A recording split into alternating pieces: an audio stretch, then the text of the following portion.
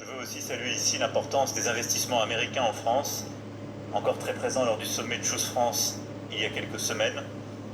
Et la France va également lancer une fondation inédite à hauteur de 100 millions d'euros qui va nous permettre d'augmenter massivement les échanges universitaires et de recherche entre nos deux pays.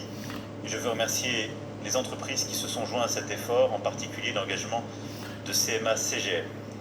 Cette nouvelle initiative fera suite au succès de la Villa Albertine qui, en plusieurs villes de votre pays, a d'ores et déjà accueilli 180 créateurs et intellectuels en l'espace de 2 ans, au total dans une cinquantaine de villes. Je ne serai pas plus long, mais je veux dire là que sur les guerres aujourd'hui qui endolorissent le cours du monde, sur les grands sujets internationaux comme sur la relation bilatérale, nous avons à cœur avec le président Biden d'avancer sur une feuille de route commune qui est la confiance dans le progrès, la confiance dans l'investissement, la relance, l'innovation, une volonté de créer des emplois aux États-Unis comme en Europe pour nos travailleurs, une volonté d'être au rendez-vous de la décarbonation de nos économies et de bâtir la paix. De le faire sans naïveté, c'est-à-dire d'être aux côtés de ceux qui résistent, de le faire sans naïveté, c'est-à-dire de chercher les accords, y compris les plus exigeants. Et pour cela, Monsieur le Président, je vous remercie d'être le président de la première puissance mondiale, mais de le faire avec la clarté et la loyauté d'un partenaire qui aime et qui respecte les Européens, et celui qui veut justement bâtir ces accords, de l'Ukraine au Proche-Orient en passant par ceux que nous voulons maintenant reprendre sur le plan économique.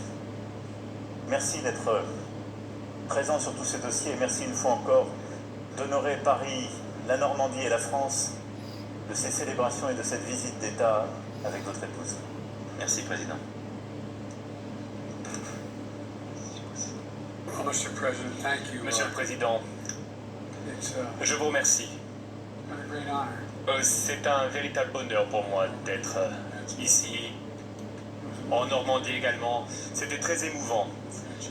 C'était très émouvant d'être également aux Champs-Élysées. Une expérience particulièrement émouvante pour toute la délégation. You know, France was our first friend. La France a été notre première amie.